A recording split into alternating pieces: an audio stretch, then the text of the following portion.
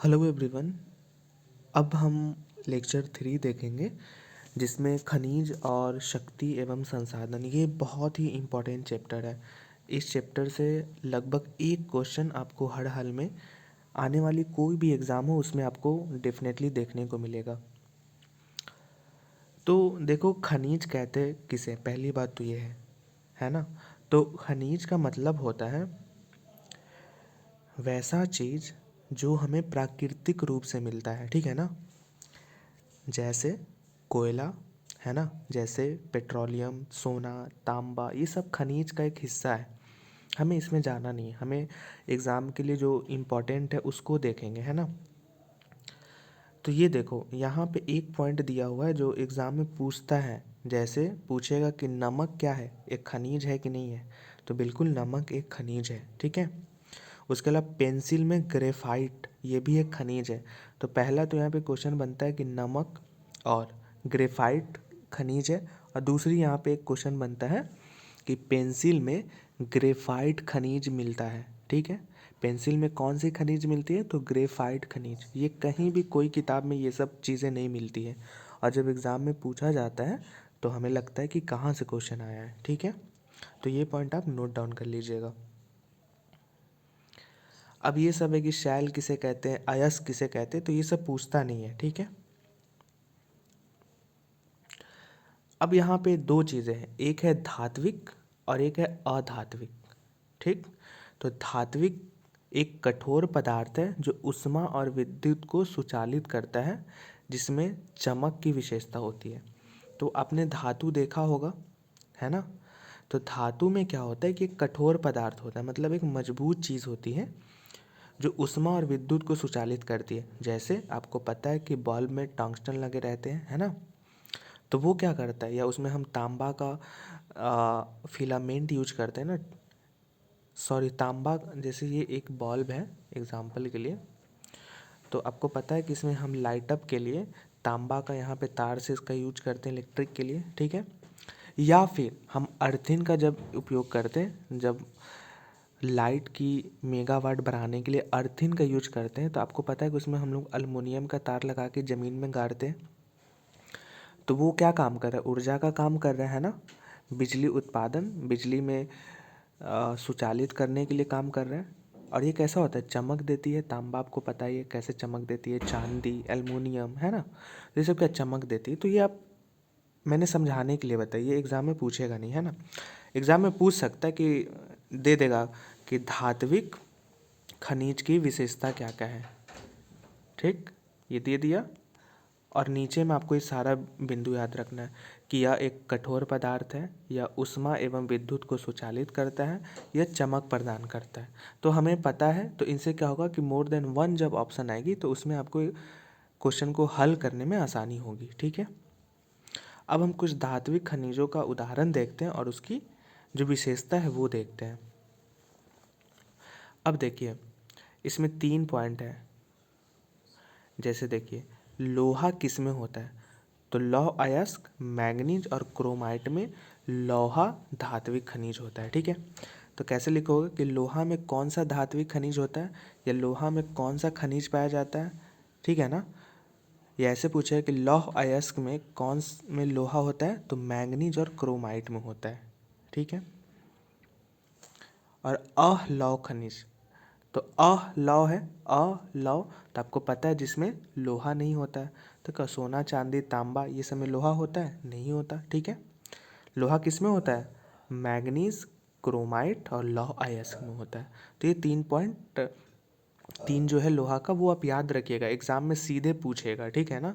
पहला क्या पूछेगा क्वेश्चन कि बताइए लोहा में कौन सा धात्विक खनिज पाया जाता है, तो सीधे ऑप्शन में दे देगा लौह अयस्क, मैंगनीज और क्रोमाइट, सोना, चांदी सब दे देगा। तो आपको पता है कि ये सिर्फ 3 ही चीज़ लोहा में धात्विक खनिज के रूप में मिलता है, ठीक है। अब हम देखते हैं अधात्विक खनिज, ठीक है ना, जिसमें चमक नहीं होती, जो ऊर्जा का संचालन नहीं करता, जो विद्युत नहीं बनाता, जो ऊष्मा नहीं देता। तो वो कौन कौन से, चूना पत्थर, अभ्रक और जिप्सम, ठीक है।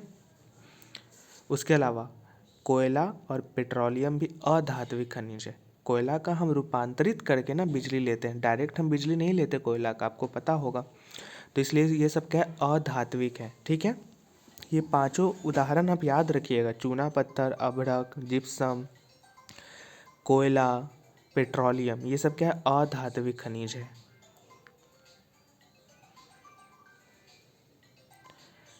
एक चीज़ यहाँ पे और पूछेगा कि बताइए कूपक किसे कहते हैं, तो कूपक उसे कहते हैं जो गहन वेधन हो। गहन वेधन किसकी, खनन की।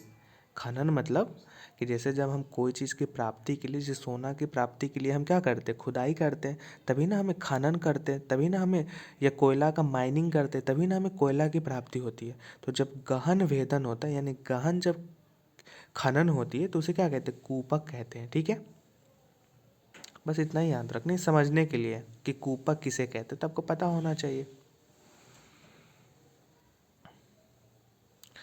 अब यहाँ पे देखिए, पूछेगा एग्जाम में कि प्राकृतिक गैस को धरातल के नीचे से निकालने के लिए किसका प्रयोग किया जाता है, या उसे क्या कहते हैं उस विधि को, तो उसे कहते हैं प्रवेधन। ठीक है, प्रवेधन। ठीक है, प्रवेधन, प्र से नीचे, प्रवेधन मतलब कि प्रकृति के वेद। अब इसका क्या अर्थ होगा मुझे नहीं पता, बस इतना याद रखिएगा कि हम जब प्राकृतिक गैस जमीन से नीचे से जब हम निकालते हैं, तो उसको क्या कहते हैं, प्रवेधन कहते हैं। ठीक है, बस इतना ही याद रखना है। वो एग्जाम में पूछेगा कि बताइए प्राकृतिक गैस को जमीन के अंदर से निकालने के लिए या धरातलीय स्तर पर लाने के लिए कौन से विधि का उपयोग करते हैं, तो प्रवेधन विधि का उपयोग करते हैं। अब देखिए यहाँ पे बहुत ही इम्पोर्टेंट लोकेशन दिया हुआ है। ठीक है, देखो पहला चीज़ है उत्तरी स्वीडन में लौह अयस्क खनिज मिलता है। ठीक है, पहला पॉइंट लिखिएगा। दूसरा, ऑन्टेरिया जो एक कनाडा में जगह है, यहाँ पे तांबा और निकेल मिलता है। ठीक है, तीसरा, दक्षिण अफ्रीका में लोहा, निकेल, क्रोमाइट, प्लेटिनम, आग्ने आदि मिलता है। ठीक है, अब देखो ये पूछे कि बताइए चूना पत्थर कहाँ मिलता है, तो चूना पत्थर मिलता है मैदानी क्षेत्र में, नवीन वलित पर्वतीय के औषधि शैल समूह में मिलता है। ठीक है, कहाँ कहाँ मिलता है चूना पत्थर, तो मैदानी क्षेत्र में और नवीन वलित पर्वत। वलित पर्वत मतलब जो निक्षेप से बनता है, चट्टानों। वलित का मतलब मैंने बनाया था ना कि जो नया हिमालय है ना, जैसे हिमालय, ये सब क्या है, वलित पर्वत का उदाहरण है। तो हमने ये पीछे पढ़ा था, और भी इसके बारे में डिटेल आगे भी पढ़ेंगे। ठीक है, तो यहाँ पे क्या याद रखना है कि चूना पत्थर कहाँ मिलता है, तो मैदानी क्षेत्र में और नवीन वलित पर्वतों के औषधि शैल समूहों में। ठीक है, अब यहाँ पे पूछेगा कि बताइए विदेश में, जैसे पूछेगा कि चूना पत्थर कहाँ मिलता है, तो फ्रांस के कॉक्सेस प्रदेश में कहाँ मिलता है चूना पत्थर के निक्षेप। ऑप्शन में दे दिया कि बताइए निम्नलिखित में से चूना पत्थर के निक्षेप कहाँ मिलते हैं, तो आपको पता होगा तब ना बनाओगे कि फ्रांस के कॉक्सेस प्रदेश में। ठीक है, अब अगला है कि मैंगनीज कहाँ मिलता है, तो जॉर्जिया और यूक्रेन में। ठीक, फॉस्फेट कहाँ मिलते हैं, तो अल्जीरिया में। ये हुआ, ठीक है ना, इतना आप याद रखिए। एक और चीज़ यहाँ पे पूछे कि कोयला और पेट्रोलियम कहाँ मिलते हैं, तो औषधि क्षेत्र में। औषधि क्षेत्र मैंने बताया था वैसे क्षेत्र जहाँ पे किसी निक्षेप से आकर बनती है, जैसे ये नदी चला है ना, और ये नदी में इधर से आ गया मिट्टी, इधर से बालू, इधर से कुछ कण, और ये सब बहते बहते एक जगह यहाँ जमा हो गया, तो ये क्या हुआ, औषधि क्षेत्र। इसी ऐसे ही औषधि क्षेत्र में कोयला और पेट्रोलियम भी मिलते हैं। तो ये बहुत ही इंपॉर्टेंट, आपको ये सारा उदाहरण याद रखना है। हमें ये नहीं देखना कि पीछे एग्जाम में पूछा है नहीं पूछा है, हमें क्या लेना, आगे कहीं पूछेगा तो हमें गलत नहीं होना चाहिए, बस हमें ये जानना है। अब देखो, अब हम पढ़ते हैं एशिया में खनिज संसाधनों के बारे में। सबसे इम्पोर्टेंट पॉइंट यहाँ पे देखिए कि स्विट्जरलैंड में कोई भी खनिज नहीं मिलता है। पूरी दुनिया में स्विट्जरलैंड एकमात्र देश है जहाँ कोई खनिज नहीं मिलता। तो एग्जाम में पूछेगा बताइए निम्न में से वह कौन सा देश है जहाँ पे खनिज का कोई निक्षेप नहीं मिलता, तो वो है स्विट्जरलैंड। ठीक है, अगला क्वेश्चन पूछेगा कि बताइए विश्व का आधे से अधिक टीन किस महाद्वीप में मिलता है, तो यहाँ पे पता है एशिया महाद्वीप में। और कौन कौन से देश में सबसे ज़्यादा टीन मिलता है? तो चीन, मलेशिया, इंडोनेशिया। ये तीनों देश याद रखने हैं, क्योंकि वो ऑप्शन में देगा तो आप सिर्फ चीन मार दोगे, और कहीं चीन, मलेशिया, इंडोनेशिया तीनों दे दिया तो more than one option answer सही हो जाएगा। ये छोटी छोटी बात पे हमें काम करनी है, ठीक है। ये बस इतना ही 2 पॉइंट यहाँ से एशिया से याद रखना है।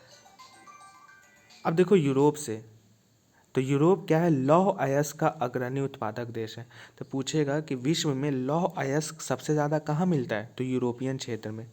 और कुछ देश का नाम याद रखिएगा, रूस, यूक्रेन, स्वीडन, फ्रांस, ठीक है। ये 4 देश याद रखिएगा। अब हम देखते हैं यहाँ पे उत्तरी अमेरिका के बारे में, ठीक है। उत्तरी अमेरिका में कौन कौन से खनिज मिलते हैं? तो लौह अयस्क, सोना, चांदी, यूरेनियम, ठीक है। ये हुआ पहला चीज़, उत्तरी अमेरिका में मिलता है, ठीक। दूसरा चीज़, कौन कौन से क्षेत्रों में मिलता है? तो ग्रेट लेक के उत्तर में कनाडियन शील्ड प्रदेश में मिलता है।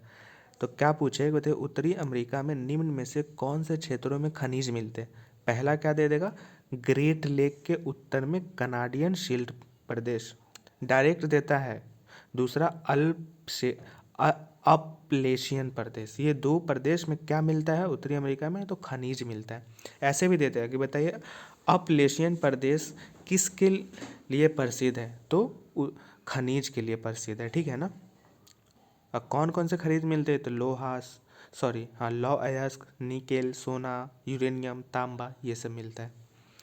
तो ये सब आप याद रखिएगा।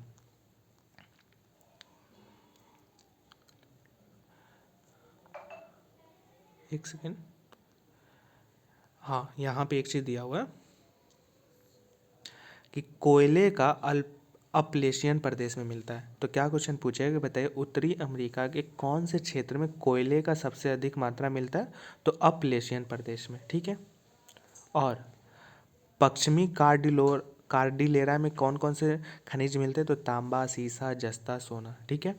तो 3 प्रदेश इसमें दिया हुआ, पहला अपलेशियन प्रदेश, दूसरा पश्चिमी कार्डेला प्रदेश, और तीसरा कनाडियन शील्ड प्रदेश। ये तीनों प्रदेश कहाँ पड़ता है? तो उत्तरी अमेरिका में। और तीनों प्रदेश की अपनी अपनी विशेषताएं हैं। जैसे पश्चिमी कार्डेलेरा प्रदेश में क्या मिलता है? तांबा, सीसा। कोयला कहाँ मिलता है? अपलेशियन प्रदेश में। और लौह अयस्क वगैरह कहाँ मिलता है? कनाडियन शील्ड प्रदेश में, ठीक है। ये 3 प्रदेश कहाँ मिलता है? तो उत्तरी अमेरिका में। इसके क्या क्या विशेषता है हमने पढ़ा। अब देखते हैं दक्षिणी अमेरिका।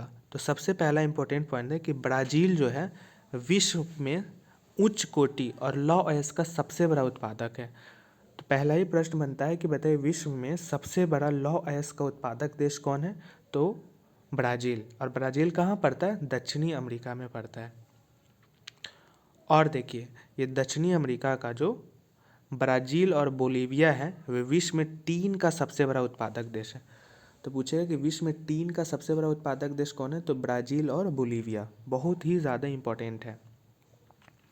अब देखो खनिज तेल कहाँ कहाँ मिलता है? तो वेनेजुएला, अर्जेंटीना, चिली, पेरू और कोलंबिया में मिलता है, ठीक है। खनिज तेल हम नॉर्मली क्या जानते हैं कि अरब में मिलता है, कतर में मिलता है। इसलिए अगर ऑप्शन में दे देगा कि बताइए निम्न में से कौन से स्थलों पे तेल मिलता है या खनिज तेल मिलता है, तो आप सिर्फ अरब मार के आ जाओगे। लेकिन वेनेजुएला, चिली अगर आपको पता रहेगा तो आप एक से अधिक ऑप्शन मार के आओगे, है ना। तो ये सब चीज़ें छोटी छोटी पॉइंट आपको याद रखनी है। अगला है अफ्रीका प्रदेश।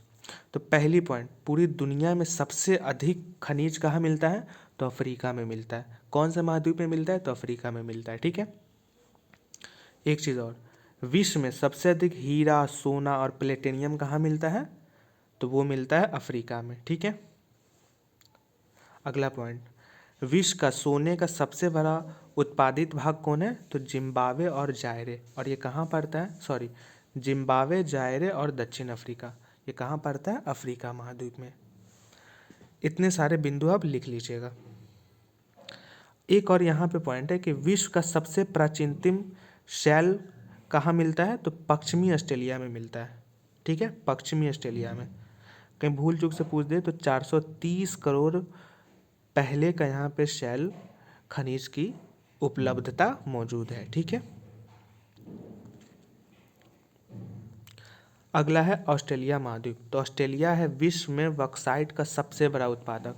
विश्व में सबसे बड़ा बॉक्साइट का उत्पादक कौन सा देश है? तो वो है ऑस्ट्रेलिया। और देखिए पश्चिमी ऑस्ट्रेलिया के कालगुरली और कूलगार्डी क्षेत्र में सोने का सबसे बड़ा निक्षेप है। तो ये पूछेगा कि बताइए निम्न में से ऑस्ट्रेलिया महाद्वीप के कौन से क्षेत्र में सोने का सबसे बड़ा निक्षेप है? तो कालगुरली और कूलगार्डी क्षेत्र। ठीक है। अब हमारा आता है अंटार्कटिका महाद्वीप। तो इसमें क्या है? ट्रांस अंटार्कटिक पर्वत में कोयला और पूर्व अंटार्कटिक क्षेत्र में प्रिंस चार्ल्स पर्वत के निकट लोहा का अवक्षेप मिलता है। ठीक है। तो पहला क्वेश्चन क्या पूछेगा कि बताइए अंटार्कटिका प्रदेश में, अंटार्कटिका महाद्वीप में ट्रांस अंटार्कटिक पर्वत किस खनिज के लिए प्रसिद्ध है? तो कोयला खनिज के लिए। ठीक है। दूसरा कि अंटार्कटिका महाद्वीप में कौन सा क्षेत्र लोहे के लिए मशहूर है? तो वो है पूर्वी अंटार्कटिका का प्रिंस चार्ल्स पर्वत। ये बहुत ही इंपॉर्टेंट है। अब देखो ये भारत में जो खनिज का वितरण उसके संबंधित महत्वपूर्ण है, ये मोर देन वन ऑप्शन में आएगा। पहली चीज़ कि लोहा कहाँ मिलता है पूरे भारत में, कौन कौन से क्षेत्र में? तो झारखंड, उड़ीसा, छत्तीसगढ़, मध्य प्रदेश आदि। ठीक है ना। अब झारखंड में भी कहाँ कहाँ मिलता है? जैसे बोकारो, जैसे उसके बाद उड़ीसा में तालचर।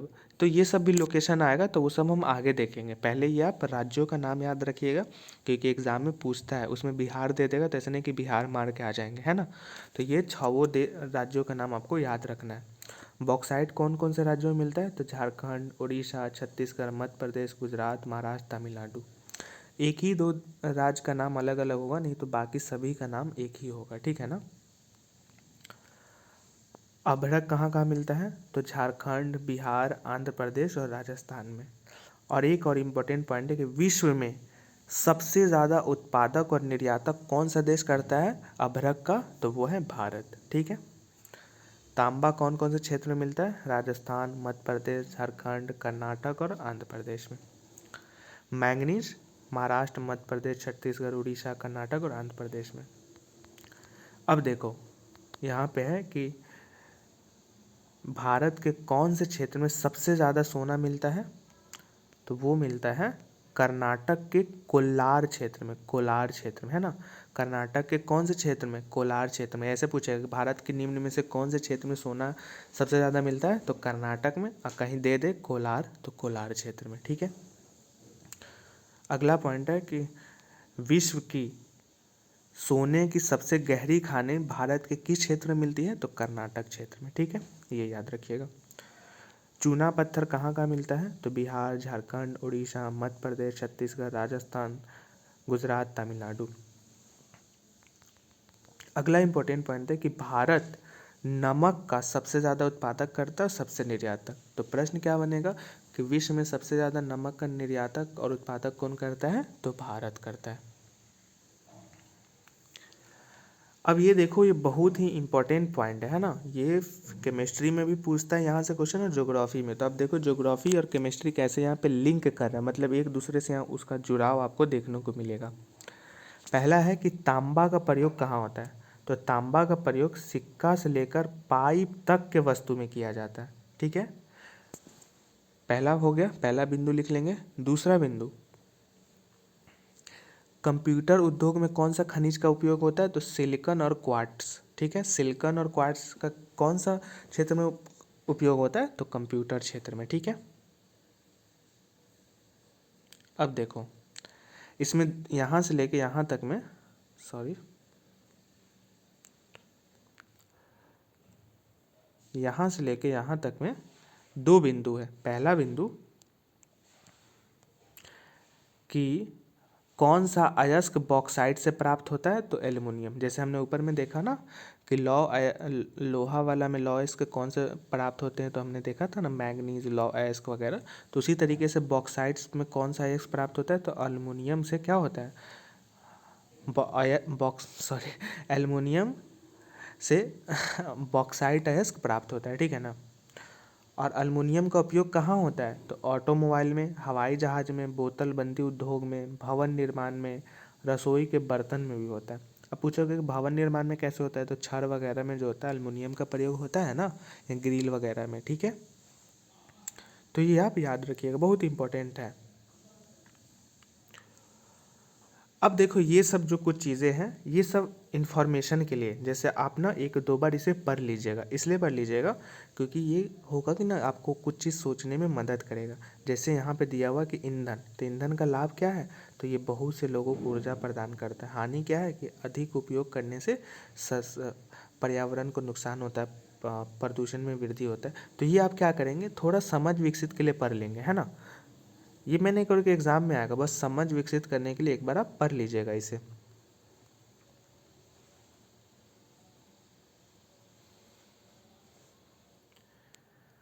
अब हम आगे देखते हैं ईंधन। तो ईंधन का उपयोग क्या होता है, पकाने में और ऊष्मा प्राप्त करने के लिए, अलग अलग चीज़ों में होता है। पहला देखते हैं कि पौधे और जानवरों के अवशेष जो लाखों वर्षों तक धरती के अंदर दबे रहते थे, ताप और दाब के प्रभाव से जीवाश्म ईंधन में परिवर्तन हो गए, ठीक है ना। तो जीवाश्म ईंधन, पहला तो यहाँ पे दे रहा है कि जीवाश्म ईंधन कहते किसे, ठीक है। तो जीवाश्म ईंधन में इसमें दिया हुआ जीवाश्म, तो अगर हम इसे तोड़ दे, जीव और प्लस आश्म से लिख देते हैं आत्मा, आत्महत्या, ठीक है ना। ऐसे मान लेते हैं ना, क्या दिक्कत है। तो आत्महत्या मतलब मरा हुआ चीज़, है ना, और जीव से ले लेते, कोई भी जीव हो सकता है, ठीक है ना। तो इसमें क्या होता है कि जीव है ना, तो जीव में हम मान लेते हैं कि चलो जीव है, तो जीव में तो एक होगा कि जो जानवर है या मानव भी मान लो ना, कोई दिक्कत नहीं है, और जीव, जानवर, मानव और उसके अलावा एक पौधा। तो ये तीनों मान लेते हैं कि जब ज़मीन में हमने इसे दफन किया या इसका कटा फटा भाग रह गया तो वो सड़ गए, और उस सड़ने के बाद क्या हुआ कि ज़मीन में धंसे रह गए, और जब ये धंसे रह गए तो आपको पता है ज़्यादा दिन जब कोई ज़मीन में गड़ा रह जाता है तो सड़ जाता है, और सड़ने से क्या होता है उसका भाग अलग थलग हो जाता है।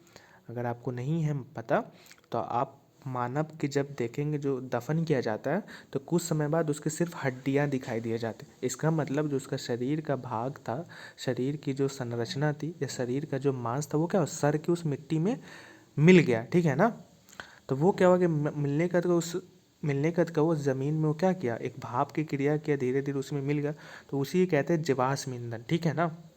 ये हमने एक समझ विकसित करने के लिए इसे बताया। इसका सबसे ज़्यादा क्या होगा कि बताइए जीवाश्म ईंधन का मुख्य स्रोत क्या है, तो कोयला, पेट्रोलियम और प्राकृतिक गैस, ठीक है ना। जो इसके ऊर्जा का मुख्य स्रोत है, इसका कोयला, पेट्रोलियम और प्राकृतिक गैस के रूप में इसका प्रयोग होता है। तो प्रश्न क्या पूछेगा, बताइए जीवाश्म ईंधन के लिए ऊर्जा का मुख्य स्रोत क्या है। ये ऐसे पूछेगा कि बताइए कोयला, पेट्रोलियम और प्राकृतिक गैस का परंपरागत ऊर्जा का मुख्य स्रोत कौन है, तो जीवाश्म ईंधन। जीवाश्म ईंधन किसे कहते हैं, मैंने बताया, जो गले फटे जो होते हैं या सड़ जाते हैं जो ज़मीन के अंदर, उसके कारण वो जीवाश्म ईंधन में कुछ समय के बाद परिवर्तित हो जाते हैं।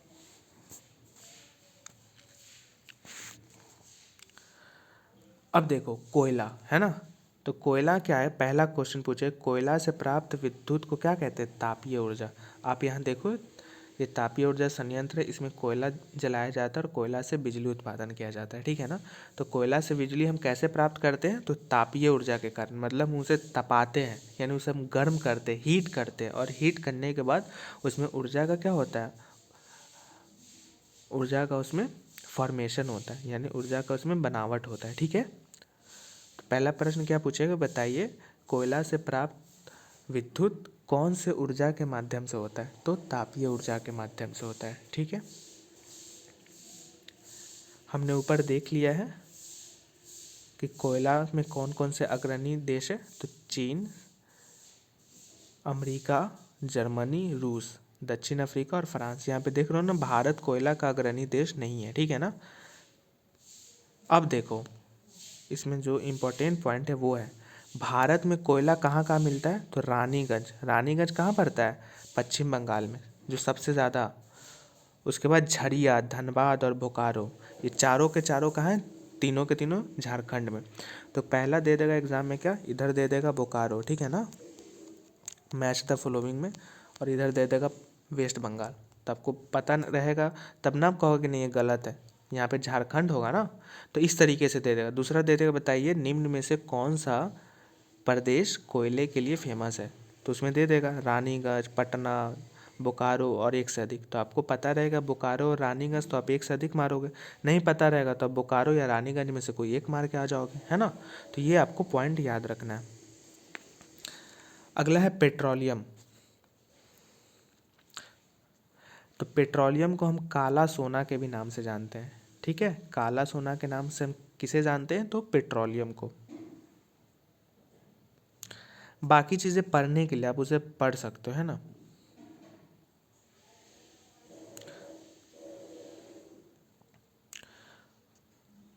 पेट्रोलियम का मुख्य उत्पादक देश कौन होगा, तो नो डाउट अरब देश ज़्यादातर होंगे। वेनेजुएला, चिली, पराग्वे भी होंगे जो हमने पहले पढ़ा था दक्षिणी अमेरिका में।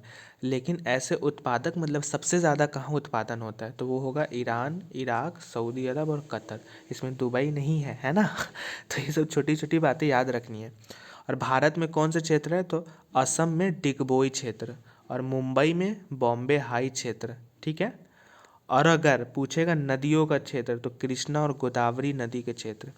ये आपके एग्जाम में पूछा जा चुका है कि बताइए निम्न में से कौन सा नदी क्षेत्र में सबसे ज़्यादा पेट्रोलियम मिलता है, तो वो कौन सा क्षेत्र है, कृष्णा और गोदावरी नदी क्षेत्र, ठीक है। अब देखो यहाँ पे दिया हुआ CNG, तो आपको पता है कि CNG का प्रयोग क्या होता है, वो हमारे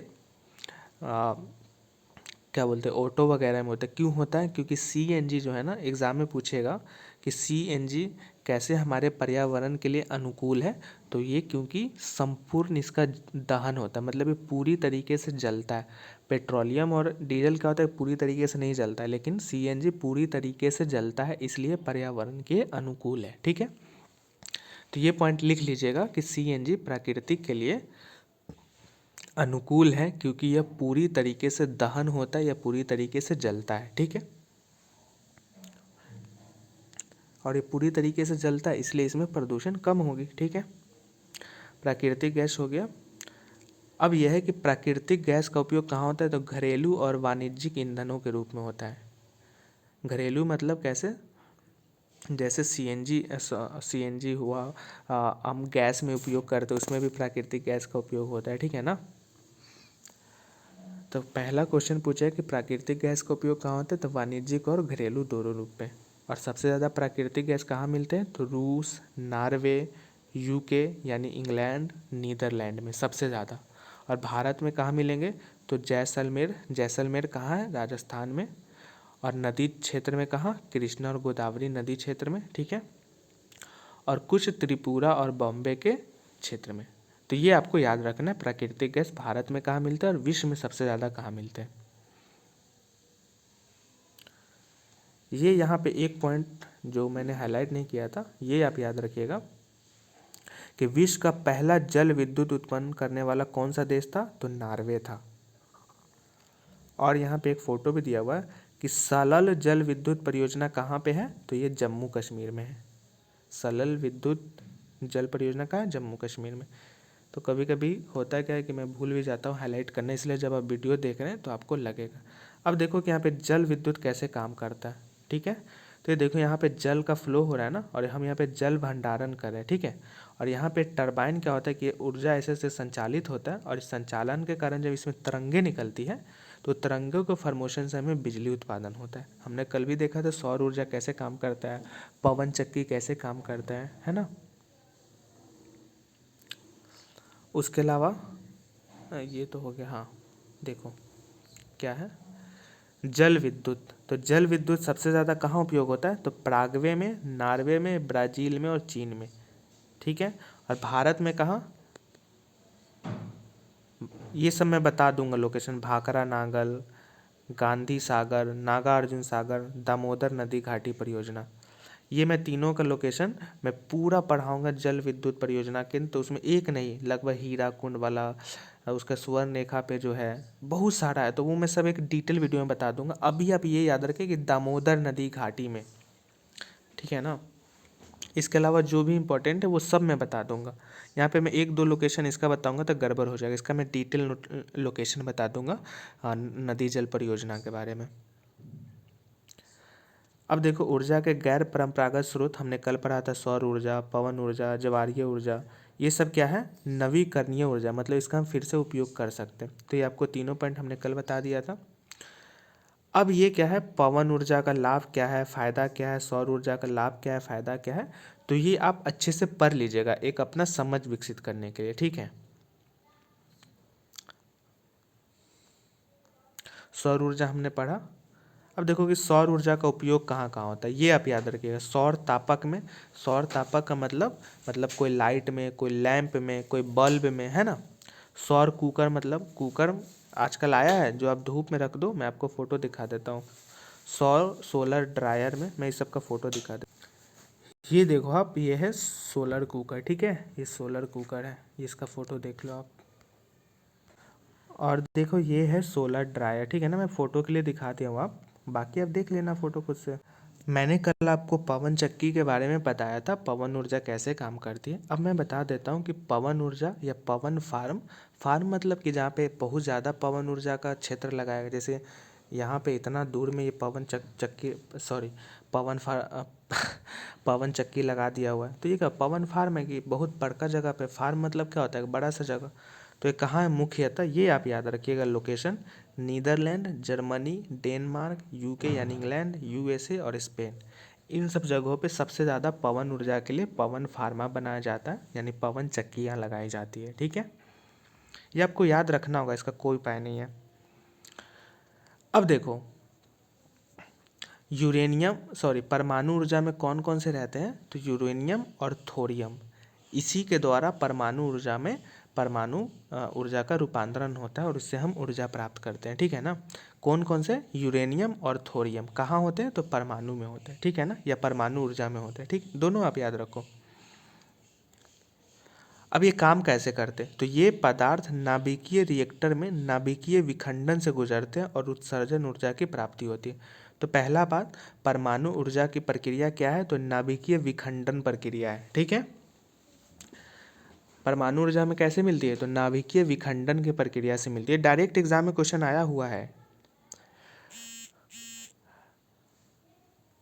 परमाणु ऊर्जा का सबसे बड़ा उत्पादक राज्य कौन है, तो अमेरिका और यूरोप, सीधा क्वेश्चन आएगा। और भारत में कहाँ है, तो भारत में राजस्थान और झारखंड के पास, ठीक है ना। अब ये देखो, विश्व का प्रथम सौर और पवन चलित बस अड्डा कहाँ है, तो स्कॉटलैंड में है। ये मैंने हाईलाइट नहीं की थी ना, लेकिन इसमें है, तो ये आप याद रखिएगा।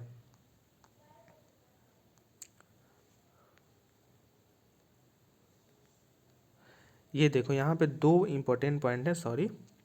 पहला पॉइंट कि यूरेनियम भारत में सबसे कहाँ ज़्यादा मिलता है, तो वो है भारत में राजस्थान और झारखंड के पास। और थोरियम कहाँ मिलता है, तो थोरियम केरल के मोनाजाइट बालू में मिलता है, ठीक है ना, केरल के मोनाजाइट बालू में। अब देखो भारत में जो परमाणु ऊर्जा के केंद्र है, मतलब जहाँ पे परमाणु ऊर्जा बनाया जाता है, वो कौन है, तो तमिलनाडु में कलपकम, ये लोकेशन याद रखिएगा, बहुत बार क्वेश्चन आया है। महाराष्ट्र में तारापुर, राजस्थान में कोटा के निकट राणा प्रताप सागर, ठीक है ना, और उत्तर प्रदेश में नरोरा जगह पर, और कर्नाटक में कैगा जगह पर। ये सातों लोकेशन आपको याद रखना है, वो एग्जाम में पूछेगा, बताइए निम्न में से परमाणु ऊर्जा केंद्र भारत में कहाँ है, तो दे देगा तारापुर वेस्ट बंगाल, लेकिन तारापुर कहाँ है, महाराष्ट्र में, ठीक है ना, इसलिए ये याद रखना। नरोरा गुजरात, लेकिन नरोरा कहाँ है, उत्तर प्रदेश में। तो ये सातों पॉइंट आपको याद रखना है। पहला पॉइंट क्या, कि भारत में राजस्थान और झारखंड में यूरेनियम के निक्षेप है, और थोरियम कहाँ मिलता है, तो केरल के मोनाजाइट क्षेत्र में, ठीक है।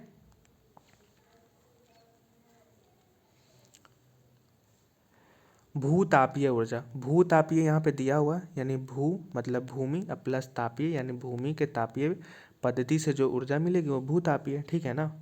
यहाँ पे एक पॉइंट याद रखिएगा, पृथ्वी के अंदर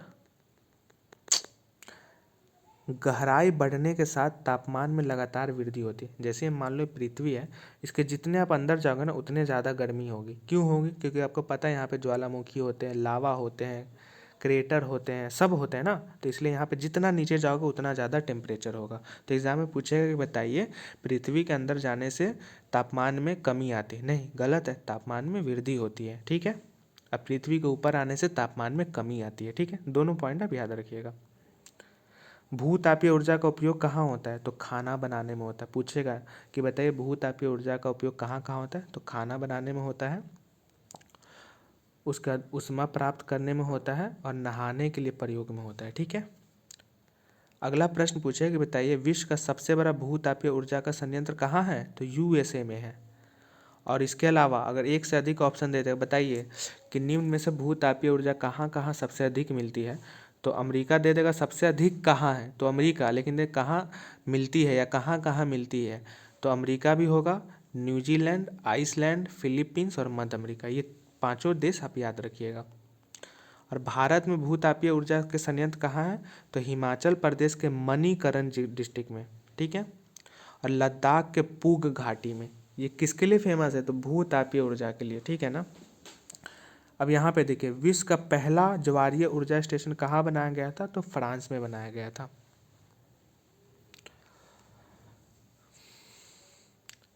अब अगला है ज्वारीय भाटा यानी ज्वारीय ऊर्जा। तो ज्वार से जो उत्पन्न होता है उसे क्या कहते हैं? ज्वारीय ऊर्जा। और इस ऊर्जा का विदोहन समुद्र के संकरे मुहाने में बांध के निर्माण में किया जाता है। तो पहला प्रश्न पूछेगा कि बताइए ज्वारीय ऊर्जा का प्रयोग कहाँ किया जाता है? तो बांध के निर्माण में किया जाता है। और सबसे ज़्यादा कहाँ मिलती है? तो रूस, फ्रांस और भारत के कच्छ की खाड़ी में। भारत के कच्छ की खाड़ी कहाँ है? तो गुजरात में है।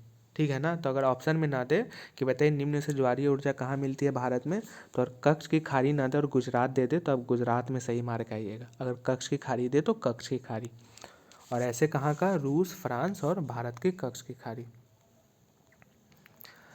अब अगला है बायोगैस। तो बायोगैस भी ना जीवाश्म की तरह ही रहता है। ठीक है ना। बस इसमें क्या होता है कि पौधे मृत जंतु के अवशेष होते हैं, साथ में पशुओं का गोबर। तो गोबर से देखो यहाँ पे ये है बायोगैस का, ये है यहाँ पे गोबर वगैरह भर दिया हो गया जो अवशेष है। और इससे क्या होता है कि इसमें ऊर्जा का रूपांतरण होता है और यहाँ से गैस निकलती है और यही गैस जाके एक ऊर्जा का काम करती है। ठीक है। इसमें बैक्टीरिया वगैरह बन जाते हैं। ठीक है ना। तो पहला यहाँ पे प्रश्न पूछेगा कि बताइए बायोगैस संयंत्र में अपघटित होते हैं जैविक अपशिष्ट कौन? तो बैक्टीरिया। ठीक है। और इसमें कौन से गैस का मिश्रण होता है बायोगैस में? पूछेगा कि बताइए कि निम्न में से कौन सा गैस बायोगैस में मिश्रण होता है? तो मीथेन और कार्बन डाइऑक्साइड। बायोगैस का प्रयोग कहाँ होगा? खाना पकाने में, है ना, और विद्युत उत्पादन में। ठीक है। क्या पूछेगा एग्जाम में कि बताइए बायोगैस का निम्न में से किन क्षेत्र में प्रयोग हुआ? तो खाना बनाने में और विद्युत उत्पादन में। तो ये बहुत ही इंपॉर्टेंट चैप्टर था, बहुत ही ज़्यादा जटिल चैप्टर था। और मुझे उम्मीद है कि इसे एक दो क्वेश्चन तो आपको हर हाल में ट्री थ्री में या उसके अलावा जो भी एग्ज़ाम दोगे ना दुनिया के, उसमें देखने को मिलेगा। ये सारा क्वेश्चन आप खुद से बनाइए, है ना। और प्रयास कीजिए कि आपने कितना सीखा, आपको कितना याद रहा लेक्चर देखने के बाद, तो आपको इससे बहुत लाभ मिलेगा। अब मैं आंसर इसलिए नहीं दे रहा हूँ कि मैं चाहता हूँ आप खुद बनाइए और खुद समझिए। ठीक है। आपको पता है ना कि बीपीएससी में डायरेक्ट इन सब क्वेश्चन से आ रहा है, मतलब ये डायरेक्ट दे रहा है निम्नलिखित से कौन सा विश्व के तांबे का अग्रणी उत्पादक देश है। ठीक है ना। तो इसलिए ये सब आपको याद होना चाहिए और इस सब का आंसर आप खोजिए। अगला हमारा इम्पोर्टेंट चैप्टर अब आता है कृषि। तो ये कृषि अभी भी आएगा और एक बार कृषि आगे भी आएगा 10वीं की क्लास में, और ये दोनों कृषि बहुत ही इम्पोर्टेंट है। तो मैं सोच रहा हूँ कि इस कृषि को चैप्टर को आगे करते हैं, लेकिन चलो इसमें भी कर ही लेते हैं ना, आगे करने से क्या फ़ायदा, फिर आगे आएगा तो रिपीट कर लेंगे। अभी भी कर लेते हैं, आगे भी कर लेंगे, दोनों टाइम कर लेंगे, क्या दिक्कत है। ये मैंने बस यूं ही दे दिया है, इसको कोई ज़रूरत नहीं पढ़ने का या समझने का। अब देखो यहाँ पे इम्पोर्टेंट है, बताइए एग्रीकल्चर। तो एग्रीकल्चर आपको पता है कृषि से संबंधित है। सेरीकल्चर रेशम उत्पादन से संबंधित है ना। पीसीकल्चर मत्स्य पालन से संबंधित है यानी मछली पालने का। विटीकल्चर द्राक्ष कृषि या अंगूरों की खेती, है ना। एग्जाम में पूछता है कि बताइए अंगूरों की खेती को क्या कहते हैं? तो विटीकल्चर। रेशम उत्पादन की विधि को क्या कहते हैं? तो सेरीकल्चर। ठीक है। और हॉर्टिकल्चर यानी उद्यान कृषि, यानी वैसे खेत जिसका हम व्यापार में करते हैं। ठीक है ना। तो उसे हॉर्टिकल्चर कहते हैं। उद्यान कृषि किसे कहते हैं? तो हॉर्टिकल्चर।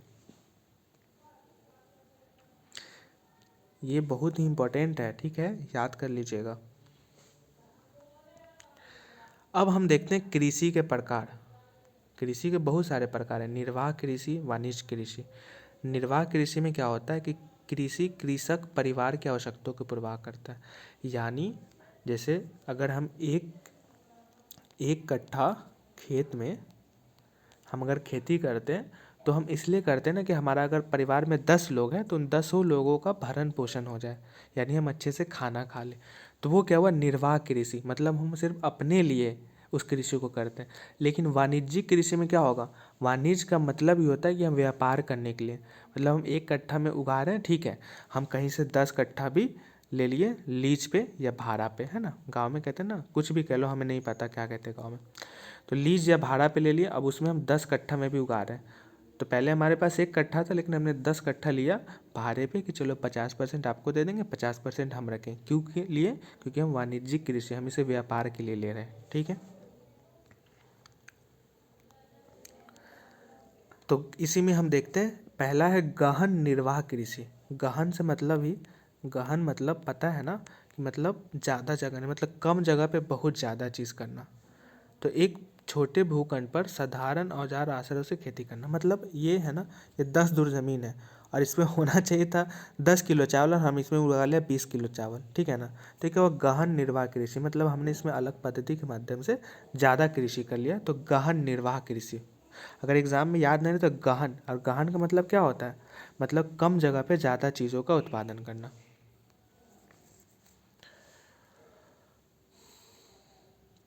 गहन कृषि में मुख्य फसलें कौन होती है, तो गेहूँ, मक्का, दलहन, तिलहन, आपको पता है कितनी इतनी दूर पे गेहूँ रहता है ना, ठीक है।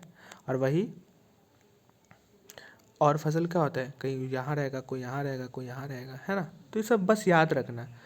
और ये पूछेगा कि बताइए निम्नलिखित में से कौन से क्षेत्र में गहन कृषि सबसे ज़्यादा होता है, तो दक्षिणी और दक्षिण पूर्व और पूर्वी एशिया, दक्षिणी, दक्षिण पूर्व और पूर्वी एशिया, ठीक है। अब अगला है आदिम निर्वाह कृषि। तो आदिम से ही लग रहा है आदिवासी या आदि मानव। तो आदि मानव क्या करते थे, घूमते रहते थे इधर उधर, ठीक है ना। तो ये क्या करेंगे, स्थानांतरी कृषि।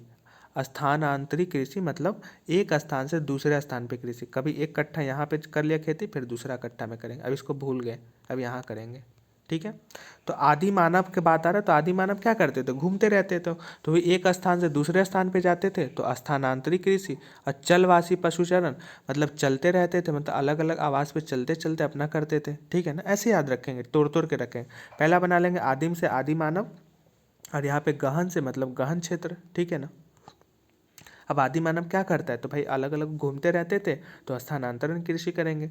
उसके चलवासी मतलब चलते रहते थे अलग अलग आवास पे निवास के लिए, ठीक है। वही हो गया स्थानांतरण कृषि। ये याद रखने कि स्थानांतरण कृषि कहाँ है, तो भारत में उत्तर पूर्वी क्षेत्र में। पूछेगा कि भारत के कौन से क्षेत्र में स्थानांतरित कृषि प्रचलित है, तो उत्तर पूर्वी क्षेत्र में। ये सब बिंदु को आप मिस मत कीजिएगा। और विश्व में पूछेगा तो कौन से क्षेत्र में, अमेजोन बेसिन क्षेत्र में, ठीक है, अमेजोन बेसिन क्षेत्र में। सॉरी, यहाँ पे 2 पॉइंट है, उत्तर पूर्व के साथ दक्षिण पूर्व एशिया। उत्तर पूर्व भारत, ठीक है, और एशिया में कहा, तो दक्षिण पूर्व एशिया में। एशिया में कौन से क्षेत्र में सबसे ज़्यादा स्थानांतरित कृषि होती है, तो दक्षिण पूर्व क्षेत्र में। अब देखो यहाँ पे स्थानांतरित कृषि विश्व के विभिन्न भागों में विभिन्न नामों से जाने जाते हैं। तो पूछेगा बताइए, झूमिंग खेती कहाँ होती है, तो उत्तर पूर्व भारत में। मिल्पा कृषि कहाँ होती है, मैक्सिको में। रोका कहाँ होती है, ब्राज़ील में। लादांग कृषि कहाँ होती है, तो मलेशिया में।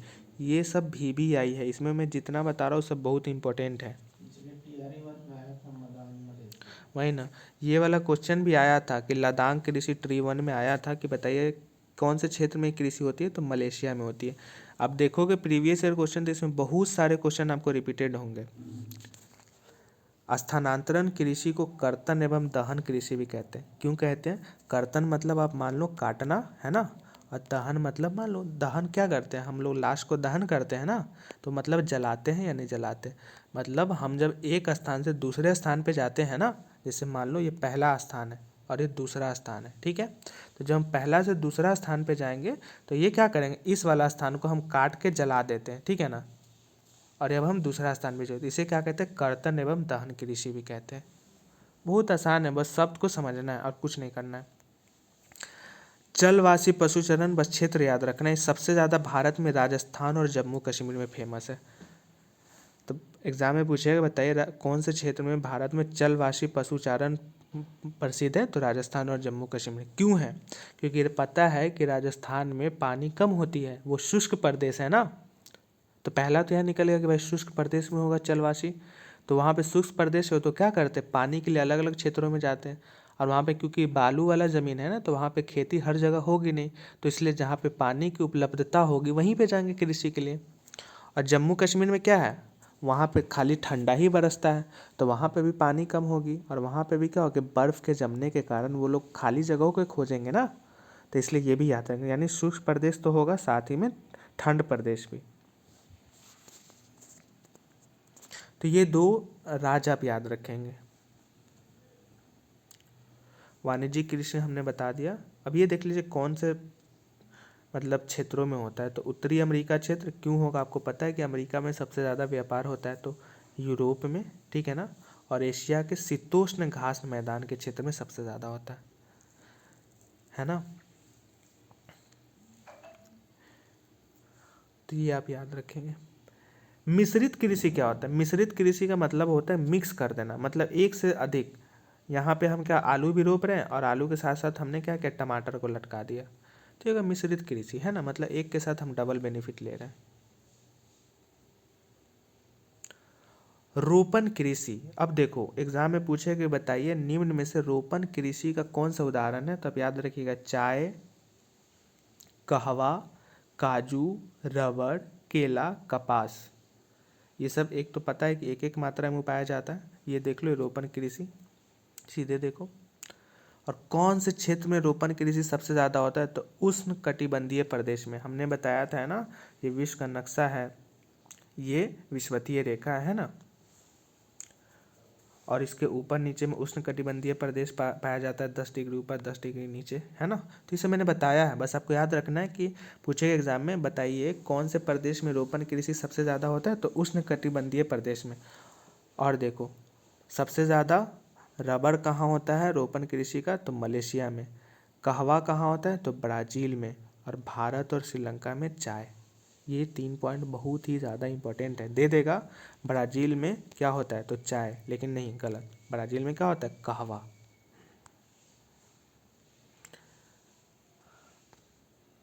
अगला इंपॉर्टेंट बिंदु है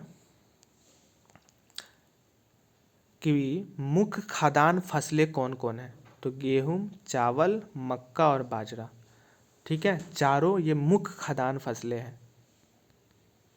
पूछ देगा ना कि बताइए निम्न में से कौन सा मुख्य खाद्य फसलें हैं, यानी मेन फूड क्रॉप्स है, तो वो कौन है? गेहूँ, चावल, मक्का और बाजरा। और पूछेगा बताइए कौन निम्न से रेशेदार फसलें हैं? तो जूट और कपास। और मुख्य पेय फसलें कौन है? तो चाय और कहवा। कहवा भी एक चाय का अलग रूप है। अब हम देख लेते हैं अलग अलग फसलों के बारे में महत्वपूर्ण जानकारियाँ, जो पहले नहीं पूछा जाता था बट अब पूछा जाता है। तो पहला प्रश्न, विश्व का सबसे मुख्य खाद्य फसल कौन है? तो चावल। और अगर एक से ज़्यादा ऑप्शन रहे तो चावल, गेहूँ, मक्का, बाजरा, सब। ठीक है। चावल कहाँ उगता है? तो उष्ण कटिबंधीय और उपोष्ण कटिबंधीय प्रदेश में उगता है। इसके लिए उच्च तापमान चाहिए, अधिक आर्द्रता चाहिए और वर्षा चाहिए। आपको पता है कि मई महीने में क्या होता है? सबसे ज़्यादा गर्मी होती है, सबसे ज़्यादा आर्द्रता होता है, उल्टी आने लगता है, सिर घूमने लगता है ना। तो ये सब आर्द्रता का निशानी। सबसे ज़्यादा बारिश होता है। अगर याद नहीं रहे तो हम क्या याद करेंगे? अच्छा, हम लोग धनवा रोपते हैं तो कब रहता है? तो मई में रोपते हैं, जून में रोपते हैं, तो उस समय क्या रहता है? ज़्यादा गर्मी रहता है, ज़्यादा भादों का मौसम रहता है। तो ना याद रहे तो सिंपल से हम क्या याद करेंगे? अपना भाई धान रोपने का कहानी याद करेंगे, ठीक है ना।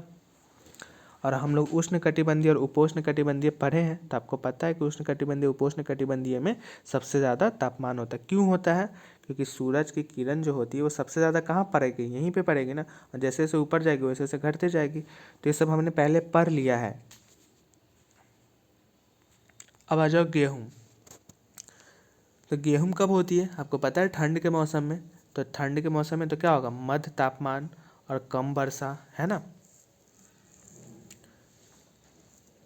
सबसे ज़्यादा गेहूँ कहाँ होती है? तो अमेरिका में होती है, कनाडा में होती है, अर्जेंटीना, रूस, यूक्रेन, ऑस्ट्रेलिया और भारत में। ये बस अब याद रखें।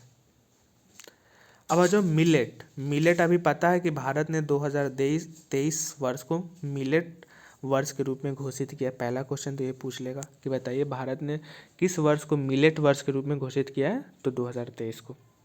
अगला ये मिलेट, तो मिलेट क्या होता है, कम उपजाऊ तथा बलुई मृदा में उगाए जाते हैं। क्यों भाई, ऐसा क्यों होता है? क्योंकि ये क्या होता है, मोटा अनाज होता है। मोटा अनाज कौन कौन से है, बाजरा, रागी, ये सब क्या है, मोटा अनाज है। देखो ये बाजरा का खेत, तो ये सब कहाँ उगेगा, जहाँ बलुई जगह होगा, ठीक है ना, जहाँ पे कम वर्षा होगी, जहाँ पे तापमान बहुत ज़्यादा होगा। सबसे ज़्यादा कहाँ होते हैं ये मिलेट की खेती, तो नाइजीरिया, चीन और नाइजर। आपको पता है ना, नाइजीरिया के लोग काले काले होते, क्यों होते हैं, क्योंकि टेम्परेचर ज़्यादा होती है। तो सीधे एग्जाम में पूछेगा ना कि बताइए मिलेट कौन से देश में सबसे ज़्यादा होता है, तो नाइजीरिया, चीन और नाइजर। अब आ जाओ मक्का, तो मक्का में क्या होता है, मक्का पता है कि हल्का गर्मी और हल्का ठंडा के मौसम में होता है। सितंबर अक्टूबर के मौसम में, तो आपको पता है उसमें हल्का गर्मी भी रहती है और हल्का ठंडी भी रहती है।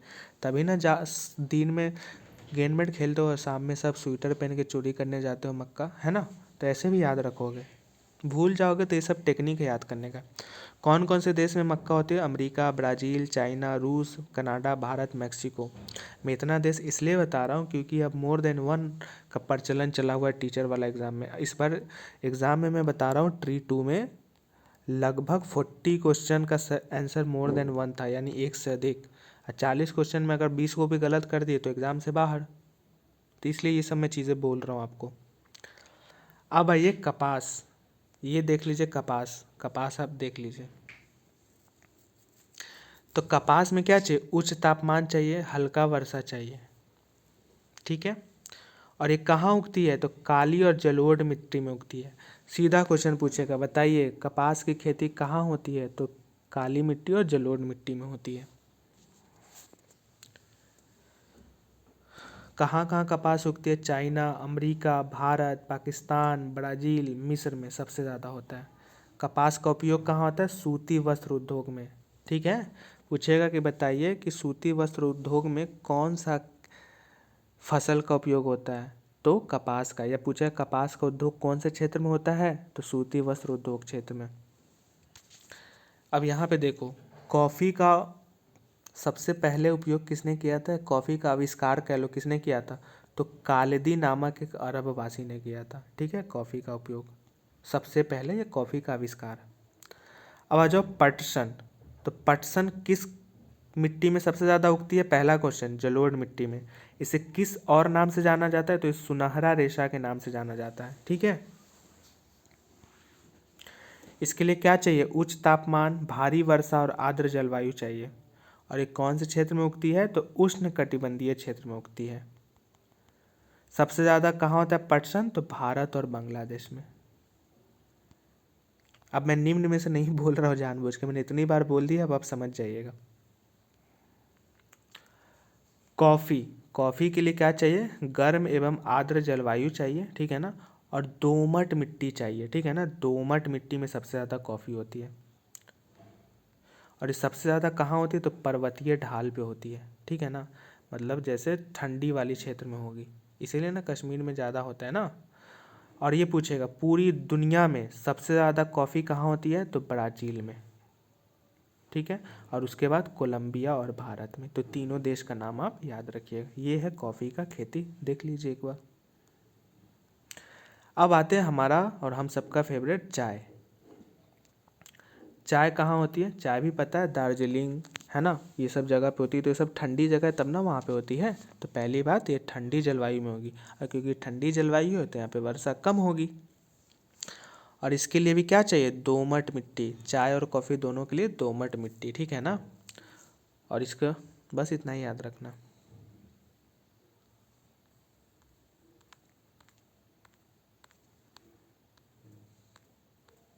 तो ये हमारा कृषि से जो महत्वपूर्ण चीज़ें था, इसके अलावा भी कृषि से है ना। जैसे क्या कहते हैं, क्या कहते हैं उसे, कुछ कहते हैं कृषि से, और भी है कुछ पॉइंट है। जैसे रवि फसल, खरीफ फसल, तो ये सब भी पढ़ेंगे, एक क्रम वाइज पढ़ेंगे, जैसे जैसे चीज़ें आएंगी वैसे वैसे पढ़ते जाएंगे। बिल्कुल घबराना नहीं है, ठीक है ना।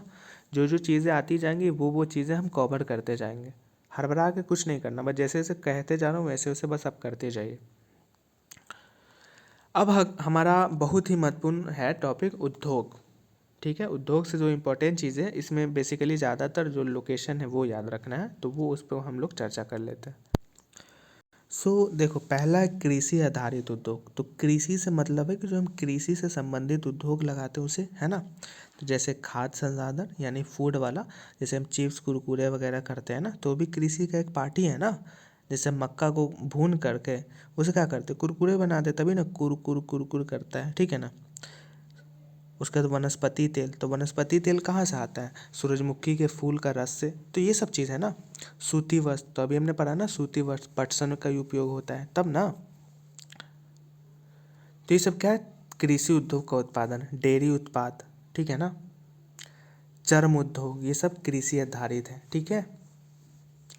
अगला है खनिज आधारित, तो जिसमें खनिज होगा, जैसे लोहा सोना चांदी, ये सब क्या खनिज है, तो खनिज के संबंधित। समुद्र आधारित उद्योग, तो समुद्र से क्या होगा, समुद्री खाद्य प्रसंस्करण और मत्स्य तेल निर्माण। जो मछली के तेल से निर्माण होगा तो ये किस में आ जाएगा, समुद्र आधारित उद्योग। आप इसको कृषि आधारित उद्योग में मत डालिएगा, एग्जाम में पूछेगा कि बताइए मत्स्य तेल निर्माण उद्योग किसके उदाहरण है, तो समुद्र आधारित उद्योग के, ठीक है। और देखो, वन आधारित उद्योग में कौन आएंगे, लुगदी, कागज, औषध रसायन, फर्नीचर, भवन, ठीक है ना।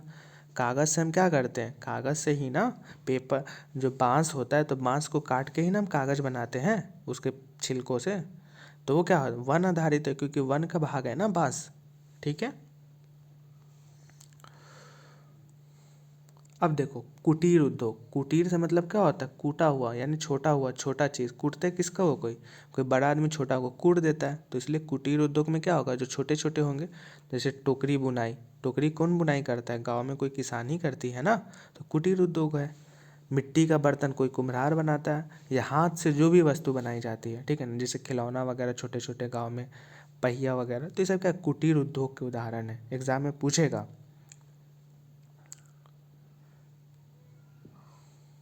ठीक है। ये आप याद रखिएगा। अब है कि अम, सार्वजनिक क्षेत्र उद्योग, तो सार्वजनिक मतलब क्या होगा, पब्लिक क्षेत्र, है ना। जिसका पब्लिक क्षेत्र किसका होगा, जो सरकार यूज करेगा। तो जैसे रोड ट्रक वगैरह, रोड वगैरह पे जो चीज़ें होती हैं, तो सब जैसे देखो टाटा का है, सॉरी टाटा में बोला, सॉरी सर, जैसे इंडियन पेट्रोल पंप है, तो क्या है, सार्वजनिक उद्योग है, क्यों, क्योंकि ये भारत सरकार के अधीन आता है ना। जैसे कोई ऑयल रिफाइनरी उद्योग होगा, ठीक है। जैसे देखो हिंदुस्तान एरोनॉटिक्स लिमिटेड, तो इस तरीके से चीज़ें हैं।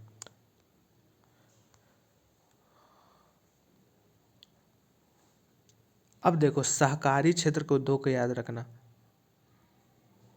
जैसे आनंद मिल्क यूनियन लिमिटेड, सुधा डेयरी जो बिहार में, वो सब क्या है, सहकारी क्षेत्र उद्योग का उदाहरण है। तो सीधे पूछेगा कि बताइए निम्न में से सहकारी क्षेत्र उद्योग का कौन कौन से उदाहरण है, तो वो आपको याद रखना है। अब आ जाते हैं महत्वपूर्ण जो चीज़ है, वो है औद्योगिक प्रदेश। औद्योगिक प्रदेश का मतलब है कि जिस क्षेत्र में यानी जिस प्रदेश में उद्योग लगा हो, ठीक है। जैसे अगर मुजफ्फरपुर में चमड़ा का उद्योग लगा है तो क्या कहेंगे कि मुजफ्फरपुर चमड़ा औद्योगिक प्रदेश, ठीक है। तो उसके जो उदाहरण है वो हम देख लेते हैं। ये नहीं, जो होगा वो हम देखेंगे। जैसे भारत में कुछ औद्योगिक प्रदेश है, जैसे मुंबई पुणे समूह, बेंगलुरु, तमिलनाडु, हुगली, अहमदाबाद, वडोदरा प्रदेश। तो ये सब है, ये याद करने की ज़रूरत नहीं, बस आप ऊपर ऊपर ऊपर याद रखेंगे।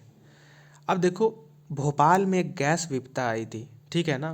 भोपाल गैस त्रासदी के नाम से आप जानते हो, और एग्ज़ाम में इतना बार पूछा है, मत पूछो।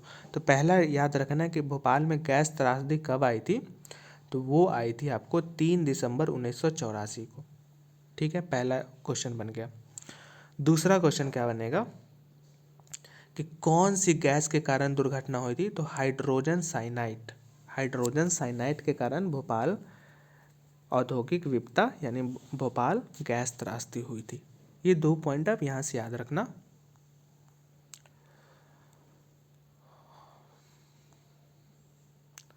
अब देखो जो कुछ यहाँ देखो, एक होता है सनराइज उद्योग। तो सनराइज मतलब उगता हुआ सूरज है ना, सन में सूरज और राइज मतलब उगता हुआ, तो इसी से अंदाज लगा लो। वैसे उद्योग जो उग रहा है मतलब वो अभी नया नया उग रहा है ना। इसमें कुछ मान लो जैसे प्रौद्योगिकी, तो प्रौद्योगिकी मतलब टेक्नोलॉजी।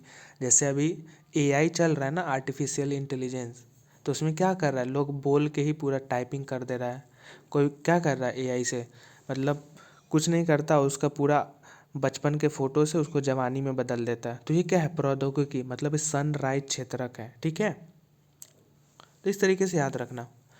अब देखो लौह इस्पात उद्योग के जो कुछ क्षेत्र हैं जो पूरे विश्व में प्रसिद्ध है, वो कौन कौन से क्षेत्र हैं, जर्मनी, अमेरिका, चीन, जापान और रूस, ठीक है। तो पूछेगा बताइए निम्न में से लौह इस्पात उद्योग के कौन कौन से क्षेत्र हैं, तो जर्मनी, अमेरिका, चीन वगैरह, ठीक है। और अगला क्या है, वस्त्र उद्योग के लिए कौन कौन से क्षेत्र महत्वपूर्ण है विश्व में, तो भारत, हांगकांग, दक्षिण कोरिया, जापान और ताइवान। सूचना प्रौद्योगिकी यानी इंफॉर्मेशन टेक्नोलॉजी के लिए कौन सा क्षेत्र है, तो कैलिफोर्निया, कैलिफोर्निया कहाँ है, अमेरिका में, और भारत का बेंगलुरु क्षेत्र, ठीक है ना। तो पूछेगा बताइए भारत के वो कौन सा क्षेत्र है जो सूचना प्रौद्योगिकी के लिए महत्वपूर्ण है, तो बेंगलुरु, बेंगलुरु कहाँ है, कर्नाटक में।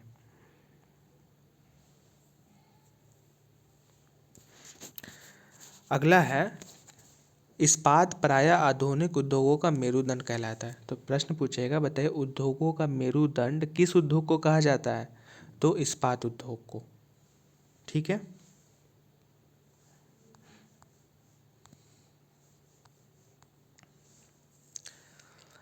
अब देख लो, पूछेगा एग्जाम में कि भारत में मुख्य इस्पात उत्पादन केंद्र कहाँ कहाँ है, तो भिलाई, दुर्गापुर, जमशेदपुर, बर्नपुर, रावलकिला, बोकारो, ये सब क्या है, इस्पात उद्योग केंद्र, आप ये याद रखिएगा। अब देखो टिस्को कंपनी जो है यानी Tata iron steel company limited, इसकी शुरुआत कब हुई थी, पहला क्वेश्चन 1907 में, ठीक है। और इसका जमशेदपुर से पहले क्या नाम था, तो साकची नाम था, क्या नाम था, साकची नाम। और ये किस लिए फेमस है, तो ये लौह इस्पात उद्योग के लिए फेमस है, जो हमने यहाँ पे पढ़ा है, ठीक है।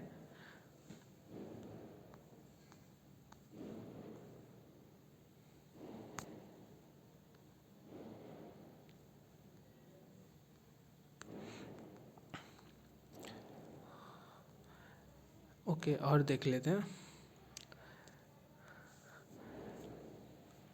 अब देखिए अमेरिका का पिट्सबर्ग जो क्षेत्र है, ये भी लौह इस्पात के लिए महत्वपूर्ण है, जो हमने ऊपर देख लिया है।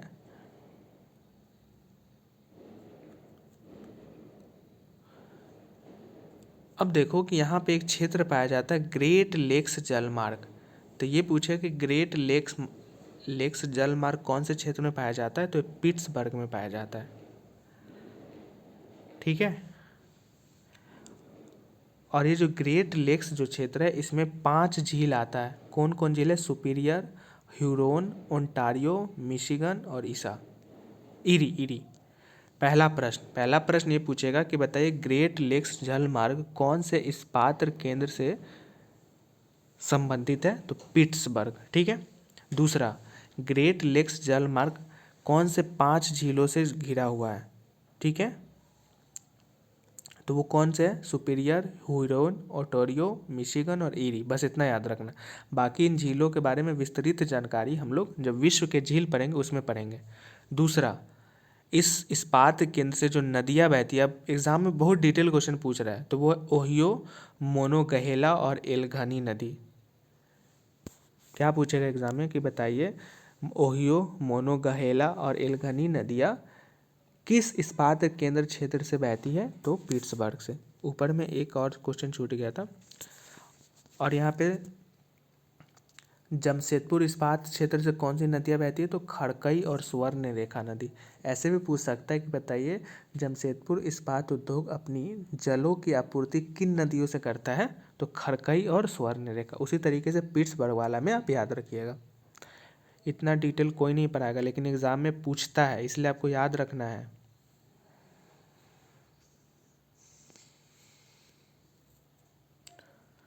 अब यहाँ पे देखिए प्राकृतिक रेशे कौन कौन से होते हैं।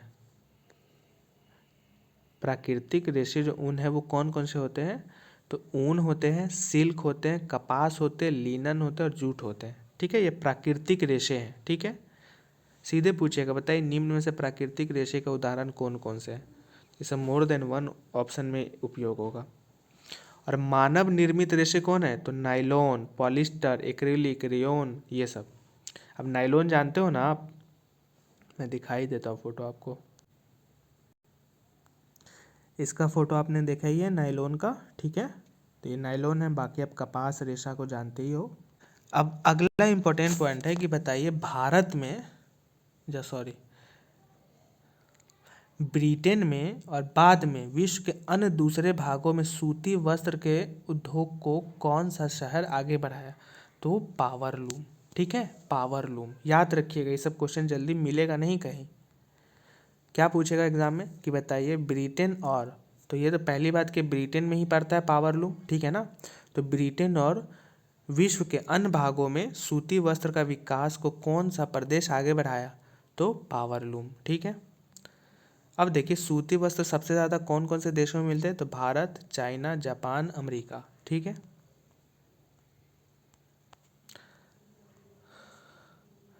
अब देख लो सूती वस्त्र के कुछ प्रकार होते हैं, तो उस प्रकारों में कौन किसके लिए फेमस है? तो पहला मलमल सूती वस्त्र के लिए कौन सा प्रसिद्ध है? तो ढाका। छीट के लिए मसूलीपट्टनम। और कालीकट का केलिको तथा बुरहानपुर, ये भी किसके लिए प्रसिद्ध है? तो सूती वस्त्र के लिए। सॉरी, कालीकट का केलिको तथा बुरहानपुर। हाँ ठीक है। और सुनहरी जरी के लिए कौन प्रसिद्ध है? तो सूरत और वडोदरा। ठीक है, ये सारा। और अगला पूछेगा पहला सफल यंत्रीकृत वस्त्र मिल कहाँ स्थापित की गई थी? तो मुंबई में। अगला देश में प्रथम वस्त्र उद्योग कहाँ खोला गया था? तो कोलकाता में। और कोलकाता में भी याद रखिएगा फोर्ट गैलेस्टर के समीप। फोर्ट गैलेस्टर, ये सब कहीं नहीं मिलेगा एनसीईआरटी के अलावा। ये सब उतना याद करने की ज़रूरत नहीं है। ठीक है ना।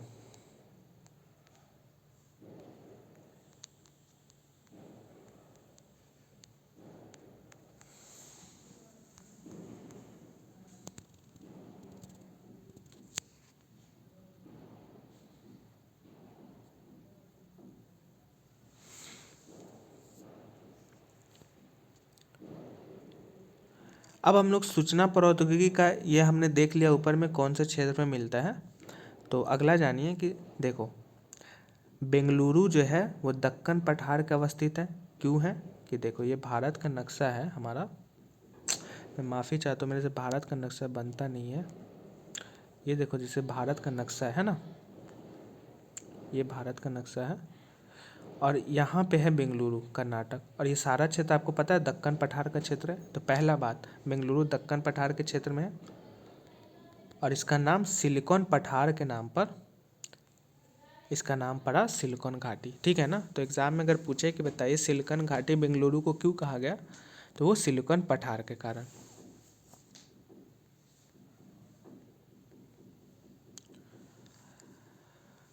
बस इतना ही है, अब आगे देखते हैं। तो उद्योग से बारे में ये हमारा कुछ चीज़ें था जो हमने आपको बताया। बाकी ये सारा क्वेश्चन आप फिर से आप अच्छे से पढ़िएगा और क्वेश्चन बनाने का प्रयास कीजिएगा। देखिए यहाँ पे है ना प्राकृतिक रेशा कौन है। तो इस तरीके से आपको हमने ऊपर में बताया है चीज़ों को और आपको अच्छे से पढ़ना है। एक भी चीज़ आप मिस नहीं कर सकते।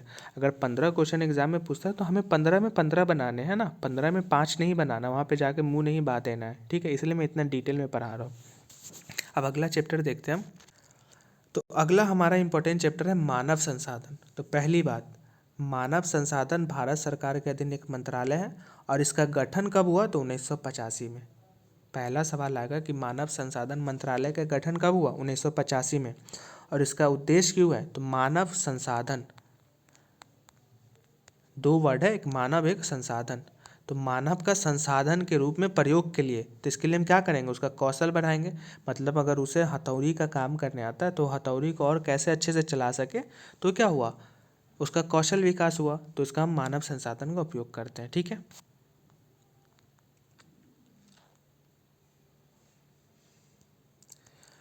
इतना पूछता नहीं है बट याद कर लेंगे, आजकल पूछ रहा है। विश्व का 90% से अधिक भाग भूपृष्ठ के लगभग 30% भाग पर निवास करता है। ठीक है ना, तो पूछेगा एग्जाम में, बताइए पृथ्वी के जनसंख्या का 90% भाग कितने पृथ्वी के भूपृष्ठ पर निवास करता है? तो 30% भूपृष्ठ पे।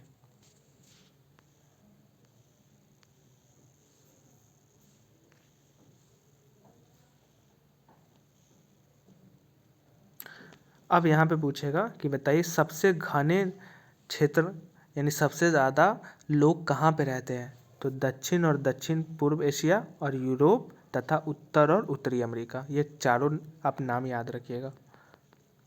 और सबसे कम कहाँ रहते हैं? तो उच्च अक्षांशीय क्षेत्र, उष्ण कटिबंधीय मरुस्थल, पता है ना मरुस्थल पे पानी नहीं होता है। उच्च पर्वत पे ज़्यादा ठंडा होता है तो वहाँ कम होंगे। और विषुवतीय वन, तो आपको पता है कि विषुवतीय वन पे सबसे ज़्यादा बारिश, सबसे ज़्यादा ठंडा, सबसे ज़्यादा तापमान होता है, तो इसलिए वहाँ पे कम लोग रहेंगे। कुछ भी याद रहे या ना रहे, कम से कम ये तो याद रहेगा ही, मरुस्थल, पर्वत, विषुवतीय वन।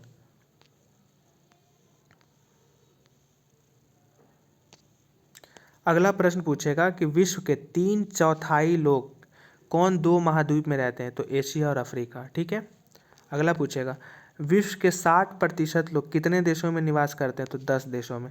मैं इतना घटिया स्तर पे नहीं चाहता कि भाई ये क्या पढ़ा रहा हो, लेकिन मैं क्या करूँ, मैं नहीं चाहता कि एक भी क्वेश्चन छूटे, इसलिए इतना घटिया लेवल पे आ रहा हूँ। एग्ज़ाम पूछ ही रहा है इतना घटिया स्तर पे, तो हमें जाना पड़ेगा। ये सब चीज़ें कोई नहीं पढ़ाता, सब छोड़ देता है, लेकिन पूछ रहा है, मैंने रिसर्च की है, इसलिए मैं ये सब पढ़ा रहा हूँ।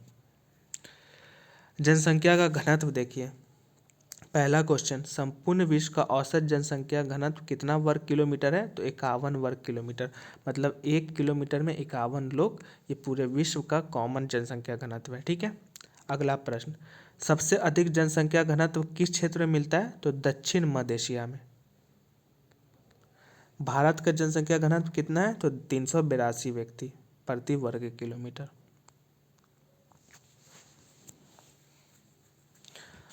अगला देखो, विश्व में सबसे अधिक घने बसे क्षेत्र कहाँ है? तो गंगा के मैदान क्षेत्र में।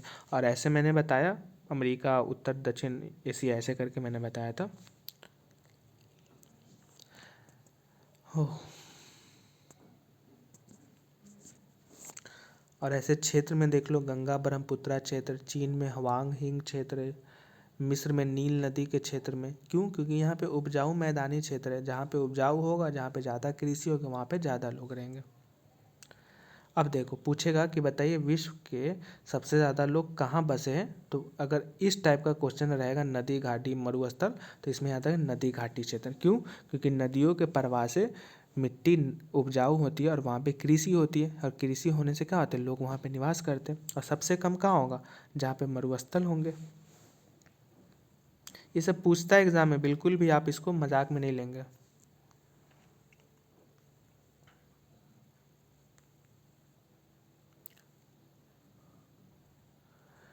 अब देखो सबसे ज़्यादा घना क्षेत्र कौन है?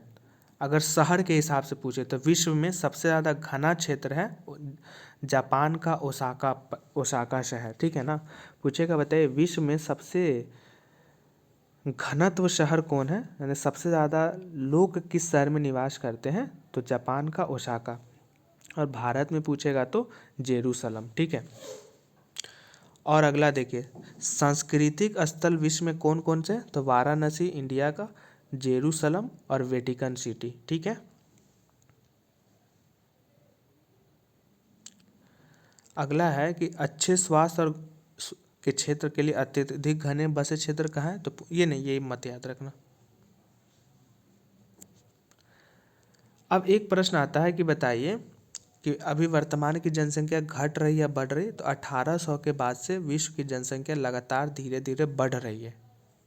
ये आएगा, कौन सा क्वेश्चन आएगा, ये आपका क्वेश्चन आएगा स्टेटमेंट बेस वाला में, मतलब 4 गो स्टेटमेंट दे देगा, पूछेगा कि 1800 के बाद से विश्व की जनसंख्या घट रही है, तो नहीं भाई, बढ़ रही है धीरे धीरे, ऐसे ऐसे पढ़ना है।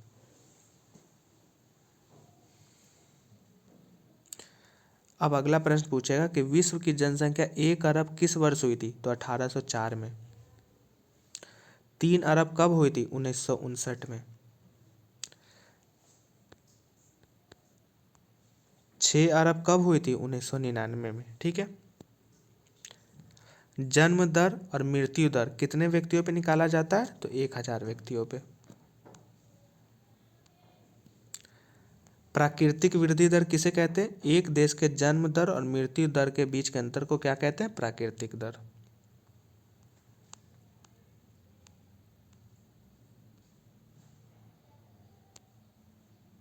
अगला अगला प्रश्न, अप्रवास। अप्रवास का मतलब होता है कि मतलब पे जहाँ पे देश के लोग आते हैं, है ना, भागते नहीं। जैसे अप्रवास, तो सबसे ज़्यादा लोग जाते कहाँ पे, बिहार से सब जाते हैं बॉम्बे में। और उत्प्रवास, तो सबसे ज़्यादा कहाँ के लोग जाते हैं, तो बिहार के, तो बिहार हो जाएगा उत्प्रवास। और अप्रवास कहाँ हो जाएगा, महाराष्ट्र के लोग, क्योंकि वहाँ के लोग जाते नहीं कहीं के, बल्कि बिहार के लोग वहाँ जाते हैं ना। तो ऐसे ही पूरी दुनिया में कौन से क्षेत्र है, अमेरिका और ऑस्ट्रेलिया अप्रवास के लिए जाना जाता है। मतलब यहाँ पे पूरी दुनिया के लोग जाते हैं, भारत के लोग जाएंगे पढ़ने, है ना। लेकिन अमेरिका के लोग कभी सुनते हो कि भारत में आता है, नहीं। ऑस्ट्रेलिया के लोग सुनते हो, नहीं। तो ये अप्रवास देश है। और सबसे ज़्यादा उत्प्रवास कहाँ होता है, मतलब सबसे ज़्यादा कौन से देश के लोग हैं जो दूसरे देश में भागे फिरे रहते हैं, तो वो है सूडान। याद रखिएगा, सूडान। बताया, पूछेगा, बताइए निम्नलिखित में से उत्प्रवास का उदाहरण कौन सा देश है, तो सूडान।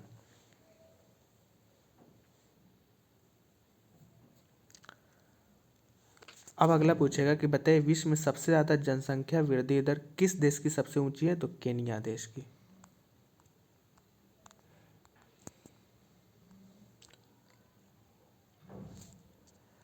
अगला है इंपॉर्टेंट, एक जनसंख्या पिरामिड दर्शाता है, तो एक अलग अलग आयु में अलग अलग दर्शाता है, ठीक है ना।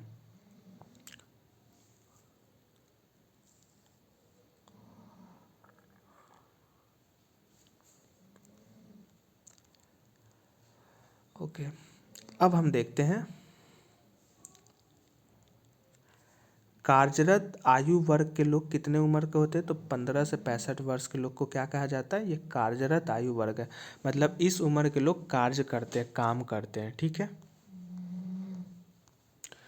तो ये हमारा दोस्तों जो इम्पोर्टेंट चैप्टर था हमने बताया, ये आप क्वेश्चन बनाइएगा, ठीक है ना। ये देखो यहाँ पे भी पूछ दिया ना, इस तरीके के डायरेक्ट क्वेश्चन आएंगे, आप घबराना नहीं, ये सब क्वेश्चन आप बनाइए और बताइए कि आपको कहीं दिक्कत आ रहा है तो बताइएगा। एक जो मैं जब क्लासेस ले रहा था तो एक चीज़ मुझसे गलती हो गई थी, मैंने शायद किसी वीडियो में बताया दिया था कि एक सींग वाला गेंडा, है ना, एक सींग वाला गेंडा काजीरंगा क्षेत्र में पाया जाता, नहीं सॉरी, कंचनजंगा में पाया जाता है। तो कंचनजंगा नहीं होगा बल्कि काजीरंगा नेशनल पार्क होगा, ठीक है ना, काजीरंगा उद्यान, है ना। तो ये आप सही कर लीजिएगा, मेरे से गलती से बोला गया होगा हड़बड़ी में। अगर ऐसा आपको भी कहीं लगे तो आप प्लीज़ मुझे बताइएगा, तो मैं उसको सुधार कर दूंगा। तो थैंक यू सो मच। फिर हम अब मिलेंगे क्लास 9 वाली कक्षा में। अच्छे से पढ़िएगा, इसको नोट्स बनाते चलिए, याद करते चलिए। हम हर हाल में पूरी सिलेबस को एग्ज़ाम से पहले और कई बार ख़त्म करेंगे। आप इसके लिए बेफिक्र रहिए, बहुत सारे टेस्ट लगाएंगे, ठीक है। तो ज़्यादा लंबा वीडियो नहीं करूँगा। Thank you so much, have a great day.